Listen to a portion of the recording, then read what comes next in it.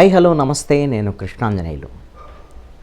ఆంధ్రప్రదేశ్ మంత్రివర్యులు నారా లోకేష్ నిన్న ఒక సంచలనమైనటువంటి వ్యాఖ్యలు చేశారు. మాజీ ముఖ్యమంత్రి వైఎస్ఆర్ పార్టీ అధినేత వైఎస్ జగన్మోహన్ రెడ్డి కుట్రబన్ని ప్రకాశం బ్యారేజీని బోట్లతో ఢీకొట్టించి 1,00,000 మందిని చంపేయాలి, ఈ ప్రభుత్వానికి చెడ్డ పేరు తేవాలి అనేటువంటి కుట్ర చేసి ఆ కుట్రని మాజీ ఎంపీ నందిగం సురేష్ ద్వారా అమలు చేయించారు అనేటువంటిది ఈ వ్యాఖ్యలు.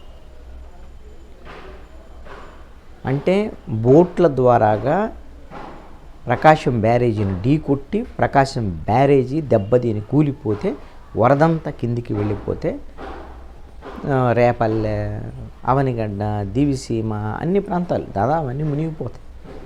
విజయవాడ కూడా మునిగిద్ది. ఈ కుట్ర చేశారు జగన్మోహన్ రెడ్డి అనేటువంటి దాని మీద. అదేవిధంగా రాష్ట్ర హోంమంత్రి వంగలపూడి అనిత జగన్మోహన్ రెడ్డి ఈ బోట్ల ద్వారాగా ప్రకాశం బ్యారేజీని కూల్చేసేటువంటి ప్రయత్నం చేశారు, ఇది దేశద్రోహం నేరం, ఎందుకు పెట్టకూడదు జగన్మోహన్ రెడ్డి మీద, ఈ సమాజం నుంచి ఆయన్ని ఎందుకు బహిష్కరించకూడదు అనేటువంటి దాన్ని, ఆయన అసలుకి రాజకీయ నేతకి ఇక్కడ ఉండటానికి అర్హుడే కాదు అనేటువంటి విధంగా ఆవిడ కూడా మాట్లాడారు. కేసు పెట్టాల్సింది ఎవరు? హోంమంత్రి మాట్లాడుతున్నారు. రాజద్రోహం, దేశద్రోహం కేసు పెట్టాలి, జగన్మోహన్ రెడ్డి మీద అరెస్ట్ చేయాలి అని అంటున్నారు. ఆవిడ హోంమంత్రి, వాళ్ళేం ప్రతిపక్షంలో లేరు, పోలీస్ శాఖ వాళ్ళ దగ్గరే ఉంటుంది కదా, వాళ్ళు పెట్టాలి కేసు. అదేవిధంగా మంత్రి నారా లోకేష్ కూడా మాట్లాడుతున్నారు కదా, మరి ఎందుకు కేసు పెట్టడం లేదు? దేశద్రోహం కేసు ఎందుకు పెట్టాలి?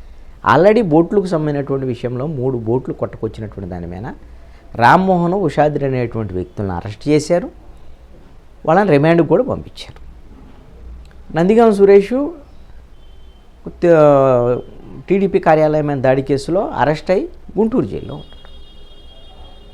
ఇప్పుడు రామ్మోహను అదేవిధంగా ఉషాద్రి చెప్పినటువంటి సమాచారం గిన ఈ విధంగా కుట్రకోణం దాగి ఉంది, జగన్మోహన్ రెడ్డి 1,00,000 మంది చంపడానికి, ప్రకాశం బ్యారేజీని కూల్చడానికి బోట్లను పంపించేటువంటి కుట్ర జగన్మోహన్ రెడ్డి చేసి నందిగం సురేష్ ద్వారాగా ఇంప్లిమెంట్ చేయిస్తే ఆ కుట్ర కేసు, దేశద్రోహం కేసు నమోదు చేసి నందిగం సురేష్ ఆల్రెడీ జైల్లో ఉన్నాడు కాబట్టి ఆయన మరి పోలీస్ కస్టడీకి తీసుకొని ఆయన కూడా విచారించి ఆయన ఏమన్నా సమాచారం చెప్తే దాని మీద జగన్మోహన్ రెడ్డి కుట్రదారుడు కాబట్టి ఆయన మీద కూడా కేసు పెట్టి జగన్మోహన్ రెడ్డిని కూడా అరెస్ట్ చేయొచ్చు కదా.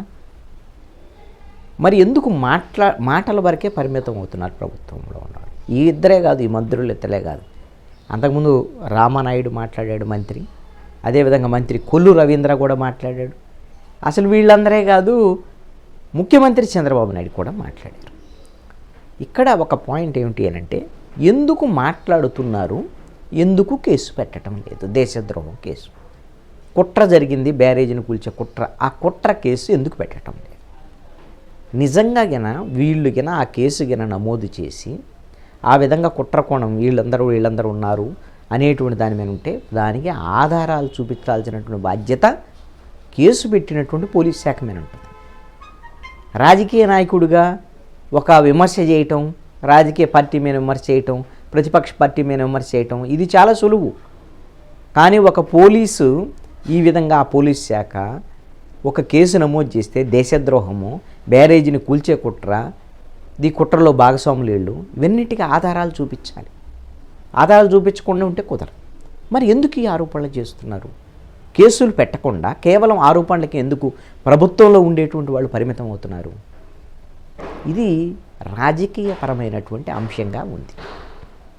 ఏమిటి అని అంటే, వైఎస్ఆర్ కాంగ్రెస్ పార్టీ అంటే ఇది డైవర్ట్ పాలిటిక్స్, విజయవాడ వరద సహాయక చర్యల్లో ప్రభుత్వం ఫెయిల్ అయింది, దాన్ని కప్పిపుచ్చుకునే దానికి బోట్ల రాజకీయం చేస్తుందని వైఎస్ఆర్ కాంగ్రెస్ పార్టీ ఆరోపణ. అయితే ఈ బోట్ల రాజకీయానికి సంబంధించినటువంటి విషయాలు, బోట్లకు సంబంధించినటువంటి కుట్ర కోణానికి సంబంధించినటువంటి అంశం గురించే నేను మాట్లాడతాను. మరి ప్రభుత్వంలో ఉండేటువంటి ముఖ్యమంత్రి దగ్గర నుంచి, మంత్రుల దగ్గర నుంచి అందరూ మాట్లాడుతున్నారు.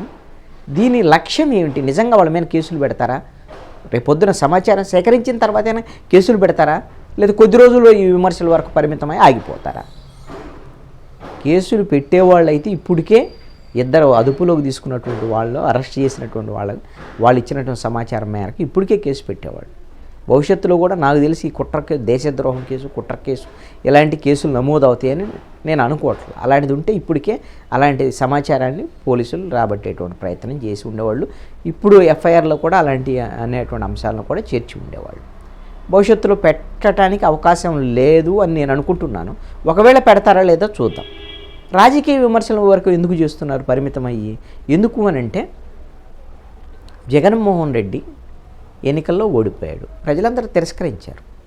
కానీ ప్రజలకి అంటే ప్రజల్ని చంపే అంత ద్రోహి ఇలాంటి రాజకీయ నాయకుడు ఉండకూడదు, ఇలాంటి రాజకీయ పార్టీ ఉండకూడదు, దీన్ని మీరు యాక్సెప్ట్ చేయొద్దు అని ప్రజల్లో ఒక వ్యతిరేక భావం కల్పించాలి అనేటువంటిది వీళ్ళ ప్రయత్నం అయి ఉండొచ్చు.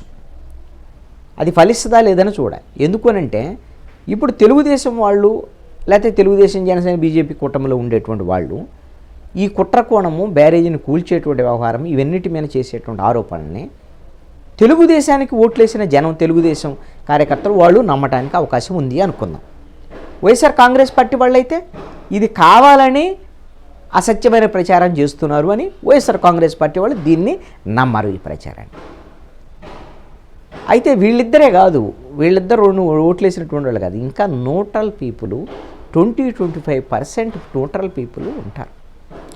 వాళ్ళకి కూడా అధికార పక్షం ఏమిటి అని అంటే, వైఎస్ఆర్ కాంగ్రెస్ పార్టీని మీరు నమ్మొద్దు అనేటువంటి విధంగా, ఇలాంటి కుట్రలు చేసేటువంటి ఒక చెడ్డ పార్టీ అనేటువంటి విధంగా చెప్పటం అనేటువంటిది వీళ్ళ లక్ష్యంగా ఉంది.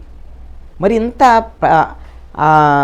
దీనికి వాస్తవ బేస్కి దూరంగా, అంటే ఇట్లాగా ఎవరైనా సరే ఒక పార్టీ కానీ ఒక కార్యకర్త కానీ ఒక బ్యారేజీని కూలగొట్టేసి, బ్యారేజీ ఒక పెద్ద వరద 1,43,000 క్యూసెక్కుల నీరు వరద కొన్ని లక్షల మంది చనిపోయే విధంగా ఎవరైనా ఏ వ్యక్తి అయినా పార్టీ అయినా కుట్ర చేస్తుందా?